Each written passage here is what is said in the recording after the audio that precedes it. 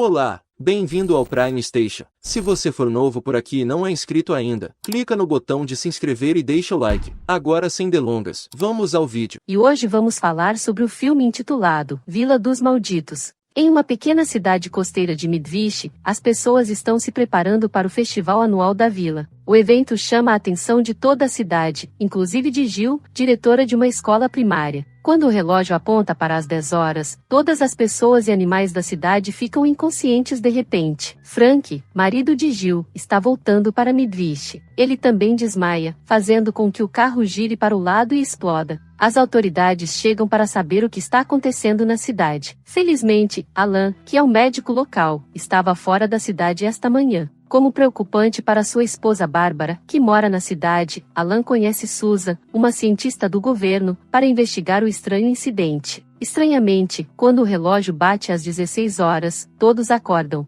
Os militares também aparecem na cidade para ajudar a descobrir o que aconteceu. Pouco depois, tudo parece voltar ao normal até que algumas semanas depois, todas as mulheres da cidade descobrem que estão grávidas, mesmo aquelas que não eram sexualmente ativas antes. Isso causa preocupações e conflitos entre as pessoas. Mais tarde, o governo decide apoiar as gestações inesperadas. Susan informa aos habitantes da cidade que quem decidir ter o filho, a mãe terá cobertura total durante a gravidez, incluindo $3.000 a mês e exames gratuitos para a gravidez saudável. Considerando os valores de ter filhos, todas as mulheres concordam em ser mães. Com o passar do tempo, todas as mulheres grávidas aproveitam a gravidez, desde a dieta até as aulas de pré-parto. Quando é hora de dar à luz, o centro médico da cidade fica muito movimentado. Um a um, 5 meninos e meninas nascem saudáveis, mas uma das meninas, a filha de Melanie, nasce morta. Susan secretamente leva o bebê morto para seu laboratório depois disso. À medida que envelhecem, sua inteligência aumenta e todos têm o mesmo cabelo loiro. David é filho de Jill e logo pode soletrar seu nome. Certa manhã, Bárbara está preparando uma sopa para sua filha Mara. A menina fica brava porque a sopa está muito quente. Um momento depois, Mara parece controlar a mãe com seus olhos verdes, fazendo Bárbara mergulhar a mão na sopa fervente. No hospital, quando Alan pergunta a ela sobre o que aconteceu, Bárbara não sabe ao certo como descrevê-lo.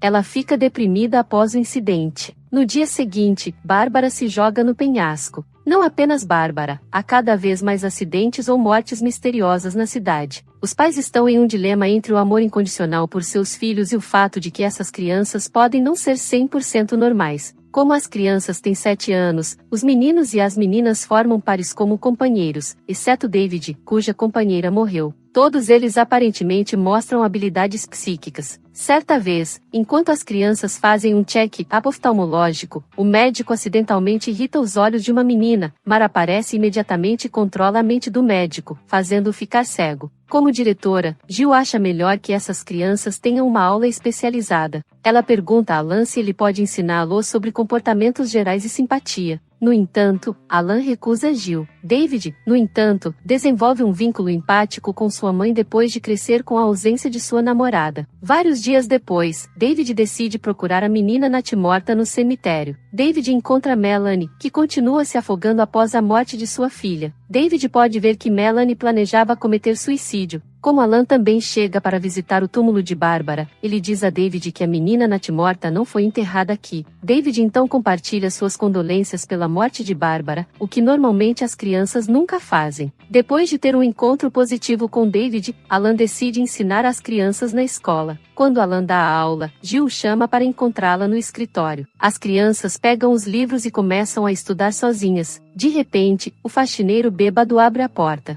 Ele começa a acusar as crianças por seu crime. Quando o homem atinge um menino com sua vassoura, as crianças se sentem ameaçadas. À medida que seus olhos se tornam verdes, 8 deles, exceto David, controlam o homem que sobe a escada. Seus olhos ficam vermelhos e o homem também se joga do telhado do prédio. Alan e Jill correm para salvá-lo, mas é tarde demais. As crianças saem da aula, fazendo Alan e Jill acreditarem que não são humanos. No dia seguinte, Alan decide ver Susan, contando a ela sobre sua teoria de que as crianças devem ser as causas de todas as mortes misteriosas. Susan também revela que desde que as crianças nasceram, houve mais de 30 casos de suicídio relatados. Isso piora quando Susan informa Alan que não apenas Midvish, mas algumas outras pequenas aldeias isoladas na Europa ou na Ásia experimentam o mesmo fenômeno. As pessoas caem em blackout, gravidez simultânea e crianças psíquicas superpoderosas nascem. A CIA também se envolveu na investigação por anos. Existe a possibilidade de que as crianças sejam usadas como hospedeiros genéticos de alienígenas que tentam sincronizar o mundo. Depois disso, Susan leva Alan para seu laboratório secreto. Ele fica chocado com a amostra, que acaba sendo o bebê natimorto cujo rosto parece um alienígena. Susan então lembra Alan sobre a habilidade psíquica das crianças. Ela o avisa para não deixá-lo saber o que ele tem em mente. Alan fica bravo com Susan por esconder a verdade por tanto tempo. Susan argumenta que ela deve esconder seus pensamentos das crianças e se concentrar em sua teoria até que seja provada. Ela então implora a Alan para ajudá-la, continuando o projeto para reduzir o perigo das crianças. No entanto, Alan abandona Susan e vai embora. Em casa, Mara avisa Alan para não destruir o grupo, pois isso só piora a situação. Ninguém pode pará-los ou machucá-los agora. Mara também informa a Alan que as crianças se mudariam para o celeiro local e passariam a morar lá. Aprendendo com o que Susan disse antes, Alan tenta não deixar Mara ver sua mente. Alan então retorna tristemente para seu quarto. Mais tarde, as crianças chegam ao celeiro uma a uma durante a noite. Davi não é uma exceção. Jill aconselha a não entrar no grupo, pois David é diferente dos demais. No entanto, David diz que não deixou escolha nessa situação e sai do carro. No dia seguinte, um homem dirige até o celeiro para procurar sua filha, que é uma das crianças. No entanto, quando ele insiste em levar a garota para casa, as crianças começam a controlá-lo. Ele é forçado a voltar para o carro. O homem então dirige até um tanque de combustível, causando uma grande explosão. Depois disso, Susan corre para Alan para informar-lo sobre os planos do governo com as crianças. Os militares chegarão em breve para destruir as crianças a todo custo, até mesmo arrasando a cidade. Para isso, os locais têm que fazer as malas e deixar a aldeia o mais rápido possível. À noite, Alan chega ao celeiro e conversa com as crianças. Como não consegue convencer as crianças a desistirem de sua crueldade, ele percebe que não adianta salvar suas vidas. Ele cobre sua mente imaginando o oceano, impedindo Mara de ler seu pensamento. No dia seguinte, Mara conversa com David sobre sua simpatia, que não pode se desenvolver na colônia. Enquanto isso, o pastor da cidade tenta atirar na cabeça de Mara com sua arma.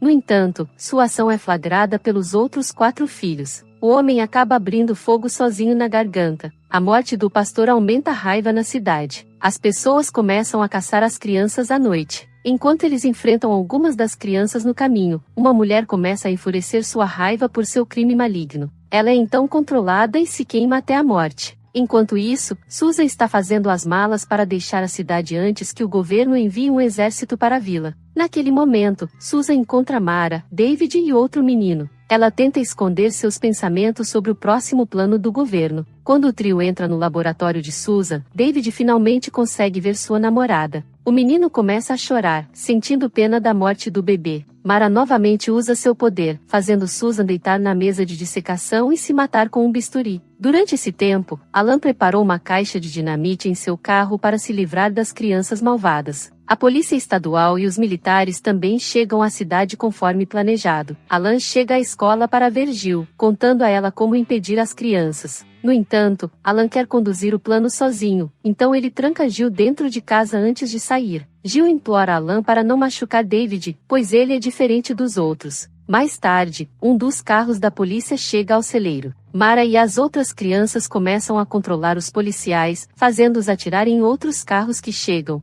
Os policiais começam a se massacrar, transformando a cidade em caos. David, porém, fica dentro do celeiro e se assusta com o que seus amigos estão fazendo. Enquanto isso, Jill também arromba a porta, dirigindo até o celeiro para salvar David. Alan também chega ao celeiro para a aula, como sempre. Para se livrar das crianças malvadas, Alan traça um plano em que uma pasta contendo dinamite será montada na sala de aula infantil. Como Jill implorou a Alan para salvar David, Alan tenta fazer isso pedindo a David que saia da sala de aula para pegar os livros em seu carro. No entanto, Mara pode ver suas estranhas ações. O grupo começa a investigar Alan penetrando em sua mente. Nesse momento, Jill chega, mas as crianças querem machucá-la. David fica muito zangado e corre para derrubar Mara. Ao pensar em uma parede de tijolos, Alan consegue criar uma barreira psicológica para manter as crianças inconscientes da existência da bomba. Alan apressa Jill para trazer David para fora antes do tempo definido. No final, as crianças invadem a mente de Alan, mas é tarde demais. A bomba explode, destruindo o celeiro e matando todos, inclusive Alan. Jill e David sobrevivem após o massacre. Jill diz a David que todos eles se mudariam para um lugar onde ninguém os conhecesse. Na última cena, David está sentado no carro de sua mãe, olhando para longe.